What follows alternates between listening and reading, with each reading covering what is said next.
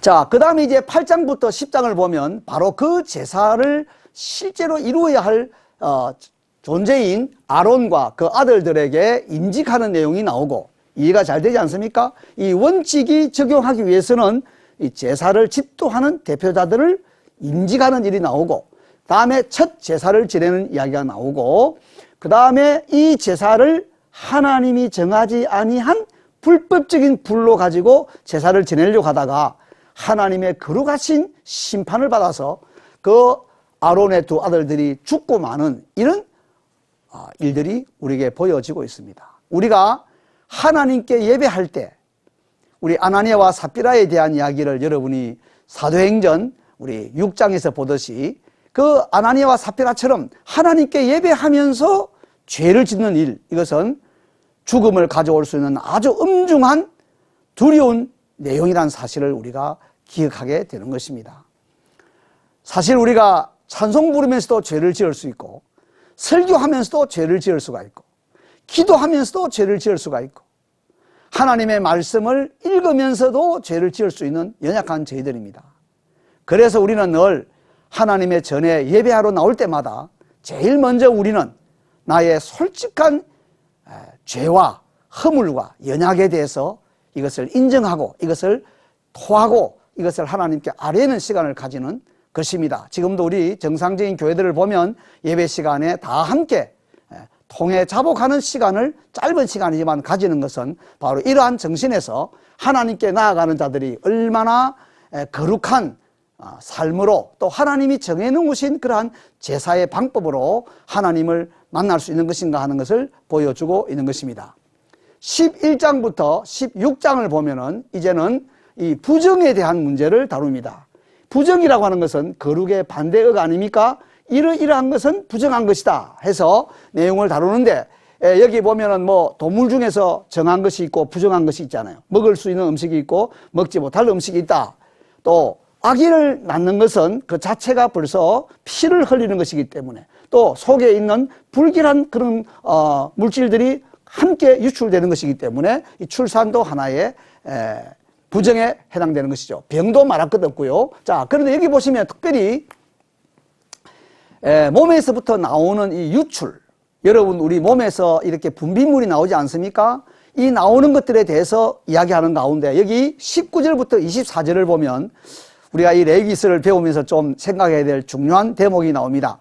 여러분이 이제 19절부터 24절을 우리 레위기서 15장에서 읽어보십시오. 내용이 뭐냐면 우리 여성들은 초등학교 한 5학년 이상이 되면은 매달 한 번씩 이 생리를 하게 됩니다. 유대인들의 말로 이 생리라는 단어가 닛다라고 합니다.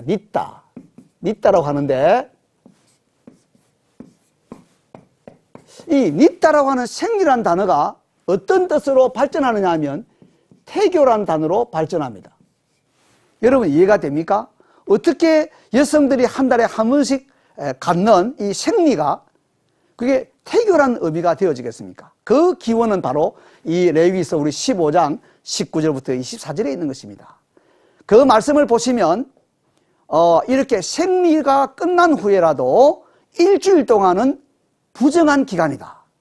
아무리 남편이 합법적으로 이렇게 성적인 욕망이 오르고 또 그렇게 하더라도, 아무리 지금 의학적인 상식들은 이러한 가운데서 부부의 적절한 관계를 가져도 이상이 없다 이렇게 말하더라도 성경은 말하기를 절대로 이 부정한 기간 동안에는 남편과 아내가 서로 이렇게 관계할 수 없다고 하는 것을 명시하고 있는 것입니다. 그래서 이 이스라엘 백성들은 이 닛다라고 하는 생리를 태아 교육의 의미로 넣어서 적어도 한 열흘에서 14일 정도의 기간은 남자들이 금욕을 해야 되는 것입니다. 무슨 말씀입니까? 바로 이 배란기, 가장 싱싱한 정자와 또 아주 깨끗한 난자가 가장 거룩한 하나님의 씨라고 하는, 여러분 말라기서 2장 15절에 보면 자녀를 하나님의 씨라고 했는데, 이런 자녀 생산에도 이 거룩의 내용이 들어가서 여성에게는 적어도 생리기간의 배란 직전까지는 절대 부부의 관계를 가질 수 없도록 하는 이런 거룩의 실제의 모습을 보여주면서 이 부정의 문제를 다루고 있는 것입니다. 그러면서 제일 마지막 이야기는 매일마다 제사를 지내고 절기마다 제사를 지내는데 새해에 열흘째 되는 날, 이날은 요즘 유대인들이 욤 키푸르라고 하는 말을 쓰는데, 이 대속죄일에는 지금까지 무수한 제사를 드리던 이 성막이 죄인들의 죄에 의해서도 오염됐다고 생각하고 다시 한번 새해를 맞이해서 이 전체의 이 성막을 새롭게 한번 하나님 앞에 정결하게 하고, 이스라엘 백성들이 매일마다 죄에 대해서 이렇게 회개하는 삶을 살았지만 다시 한번 새해를 맞이하면서 하나님 앞에 정결을 공적으로 한 번 더 인정받는 이러한 절기로 가지는 것이 대속죄일입니다. 그래서 이날은 금식을 하게 되고, 또 대제사장이 모든 이스라엘 백성을 대표해서 하나님의 지극히 거룩한 장소인 지성소 안으로 들어가게 되어지는 것입니다. 두 번째는 이제 거룩한 백성인데, 이 거룩한 백성은 일상생활 속에서, 특별히 여러분 시간 있을 때 우리 18장과 이 19장을 한번 잘 읽어주시면 좋겠습니다. 여기 보면 구약의 이스라엘 백성과 신약의 우리 그리스도인들이 얼마나 이 거룩의 대표는 바로 성적인 순결이라고 하는 사실에 결론을 갖게 되는 것입니다. 여러분 데살로니가 전서 4장 3절에 보면 하나님의 뜻은 이것이니 너희의 거룩함이니라 이렇게 말했습니다. 그리고 그 거룩의 반대가 뭐냐? 하나님의 뜻은 이것이니 너희의 거룩함이니라 하고 난 다음에 각각 음란을 버리고 이렇게 말하고 있습니다. 그렇습니다. 하나님께 예배하는 자가 거룩한 삶을 사는 가장 물정적인 증거는 얼마나 성적으로 생각과 말과 행동에 있어서 순결한 것이냐 하는 것입니다. 우리가 잘 아는 대로 이 18장에 바로 동성애가 하나님이 보실 때 얼마나 가정한 죄인가 하는 것과 이 가족 사이에, 친족 사이에 생겨지는 온갖 종류의 부끄러운 성적인 죄들과 이제는 짐승까지도 이렇게 성적인 대상을 삼는 바로 우리 시대의 현장을 고발하는 내용들이 이 레위기 18장 속에 다 들어있어서 정말 내가 거룩하니 너희도 거룩하라, 모든 행실에 거룩한 자가 되라 하는 이 생활의 거룩한 백성의 구체적인 현장은 이 성적인 문제에 있어서 우리가 절대적으로 성령님이 우리 마음에 정말 감화 감동을 주시는 그러한 걸음 속에서 깨끗한 걸음을 걸어야 할 존재인 것을 다시 한번 기억나게 하는 것입니다. 자, 여기 19장에 오시면요, 여러분 잘 아시는 19장 18절 기억하시죠? 예수님께 율법사가 찾아와서 예수님, 이 구약에 있는 613개 계명 중에 하라고 하는 계명 248개, 하지 말라고 하는 계명 365개 중에서 어느 계명이 큽니까? 이래 물었을 때 우리 예수님이 신명기 6장 5절을 인용하면서 하나님을 사랑하라. 그리고 난 다음에 레위기서 19장 18절을 인용했습니다. 이거는 206번째의 하라 계명인데 내 이웃을 내 몸과 같이 사랑하라.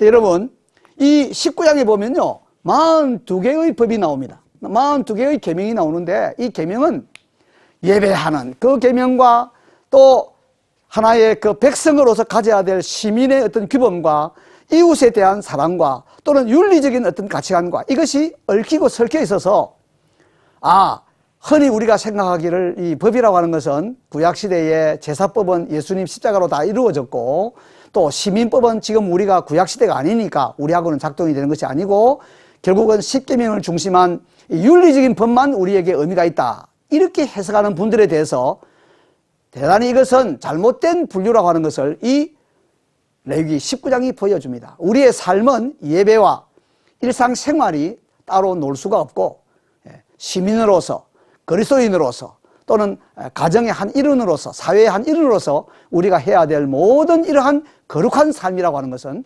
마음과 말과 행동 전반에 영향을 미친다는 사실들을 이 본문의 42개의 계명을 가지고 우리에게 설명해 주고 있는 것입니다.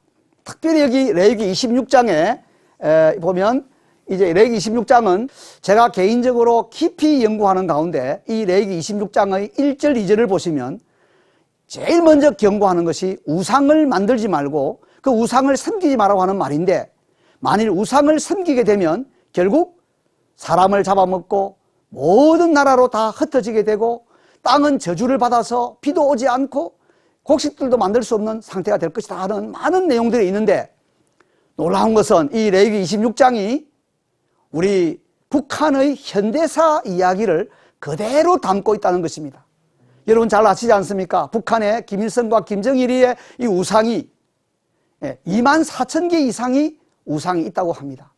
이런 우상의 나라가 되니까 지난 우리가 95년 이후에 지금까지 고난의 행군 속에 300만이 굶어 죽어가는 와중 속에서 단 한 번도 풍년을 갖지 못하고 비가 너무 많이 와서 고생이고 또 비가 오지 아니하여서 고생이고 하면서 우리의 동족이 지금 이 시간까지 식량난으로 고생하는 모습을 보면서 이 레위기 26장은 이스라엘 백성에게도 주신 말씀이지만 하나님의 백성답게 살아야 할 큰 은혜를 받은 우리 한국교회, 그리고 이 부흥의 운동이 먼저 일어났던 원산과 평양의 1903년과 1907년의 평양의 그러한 우리가 대부흥 운동을 생각해 본다면 북한 땅에 지금 여기에 말하는 이러한 저주가 그대로 일어나고 있다는 사실, 인육을 먹고 여러 나라로 흩어지고 폐병과 열병으로, 그래서 북한에 가지고 있는 이 폐병은 내재성 폐결핵인데 지구상의 어느 나라도 갖지 않는, 어떤 약도 잘 치료가 되지 않는 이런 폐병을 가지고 있는데,